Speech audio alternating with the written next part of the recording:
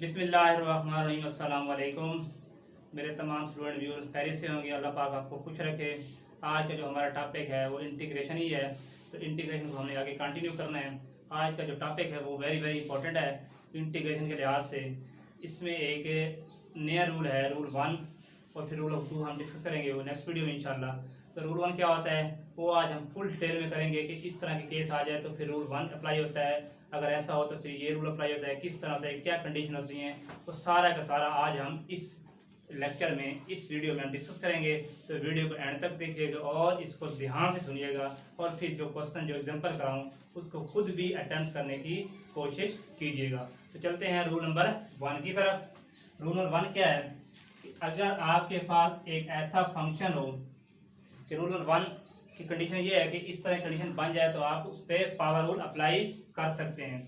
तो कंडीशन ये है कि अगर आपके पास एक फंक्शन हो f ऑफ x, एक फंक्शन है f ऑफ x और उसकी पावर n इंटीजर हो सकता है 1 2 3 -1/2 -3/2 so on, but n not equal to -1, कि n आपका नॉट इक्वल टू -1 हो।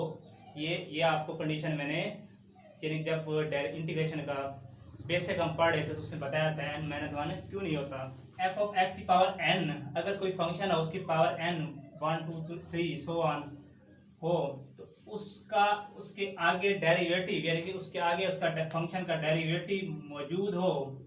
ये डेरिवेटिव का ही साइन है, सिंबल है कि अगर किसी फंक्शन n पावर के साथ हो, n1 भी हो सकता है, और उसके आगे उसका डेरिवेटिव एग्जिस्ट हो, प्रेजेंट हो, तो उस फंक्शन के ऊपर हम पावर रूल अप्लाई कर सकते हैं। उस फंक्शन के ऊपर हम पावर रूल अप्लाई कर सकते हैं।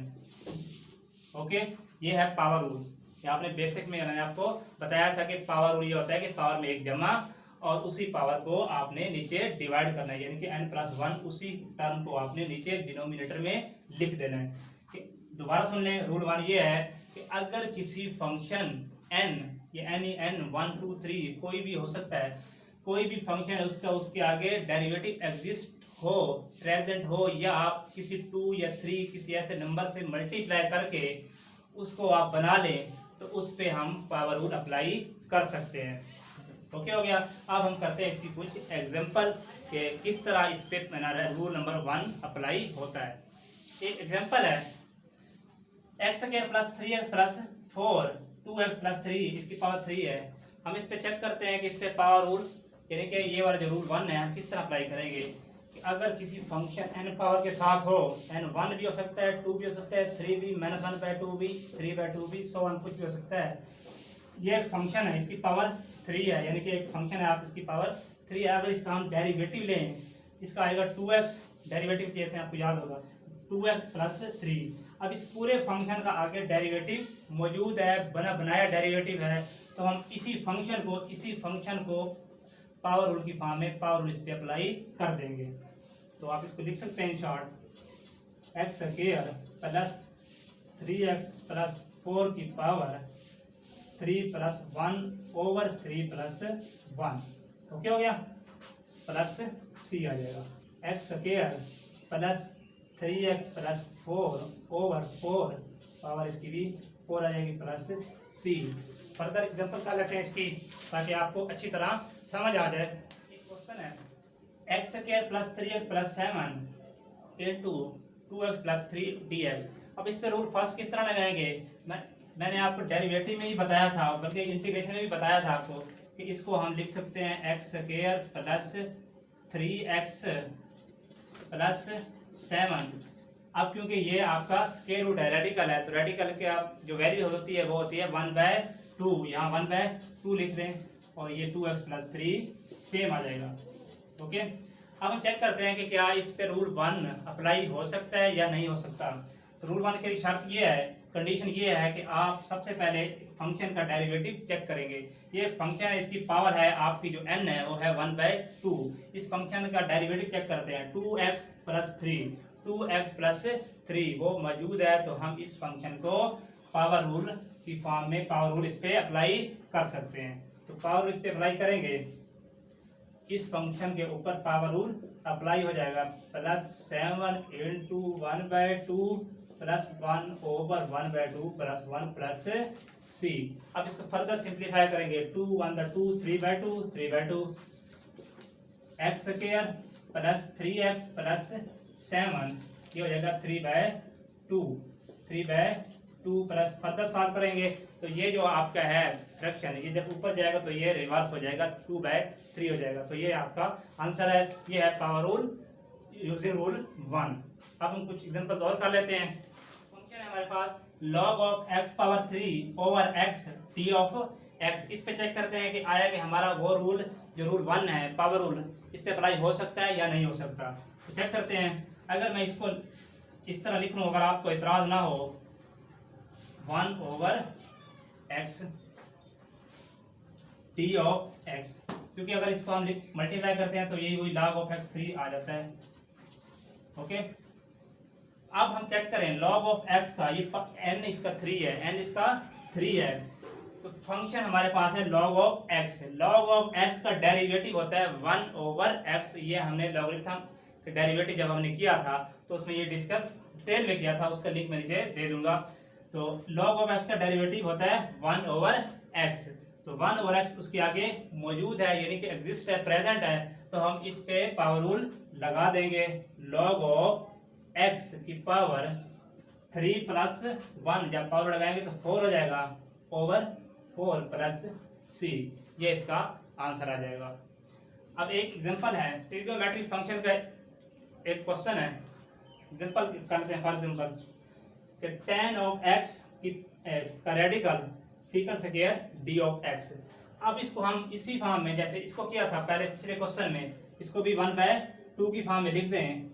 tan ऑफ x की power 1 over 2 secant square of d of x।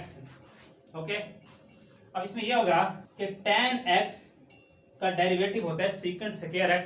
कि जब हमने डिस्कस किया था डेरिवेटिव ऑफ ट्रिग्नोमेट्रिक फंक्शन, उसमें आया था tan का डेरिवेटिव होता है सीकंड स्क्वायर x। अब इसमें 1/2 है, इसकी power n।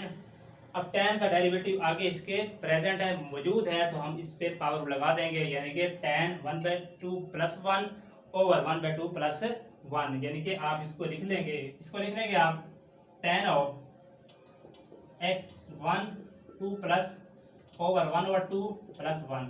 Okay, plus c further solve करेंगे। 2 1 2 3/2 और ये भी 3/2 आ जाएगा। तो आप इसको फर्दर सिंप्लीफाई करेंगे तो ये आप कैसे आ जाएगा 3/2 प्लस c।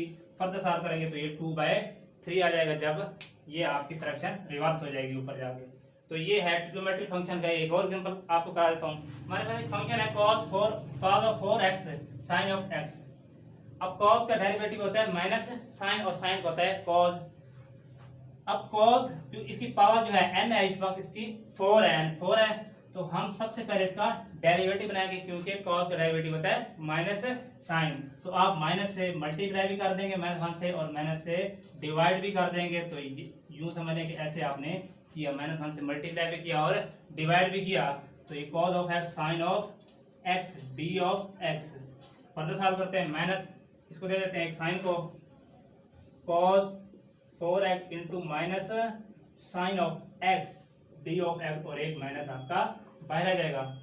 तो माइनस, अब क्योंकि cos का जो डेरिवेटिव है cos का होता है माइनस साइन, वो इसके आगे प्रेजेंट है, मौजूद है, हमने बना लिया है, तो हम इस पे पावर रूल अप्लाई कर देंगे। पावर रूल अप्लाई करेंगे तो cos of 4 plus 1 over 4 plus 1 plus c आ जाएगा। तो ये minus into cos 5 over 5 plus c। तो ये है ट्रिग्नोमेट्रिक फंक्शन में अगर पावर लगाना है तो आप इस तरह लगा सकते हैं। अगर आपका फंक्शन आ जाए एक्सपोनेंशियल फॉर्म में तो फिर किस तरह करते हैं, एक एग्जांपल कर लेते हैं। तो एक फंक्शन है हमारे पास एक्सपोनेंशियल फॉर्म में, कहता है कि इस पे आपने पावर रूल लगाना है, यानी कि रूल 1 को यूज करते हुए। तो हमें कैसे पता चलेगा कि इसके रूल 1 लगाना है, तो हम इसको इस तरह लिख सकते हैं 1 plus e of x। Exponential function है।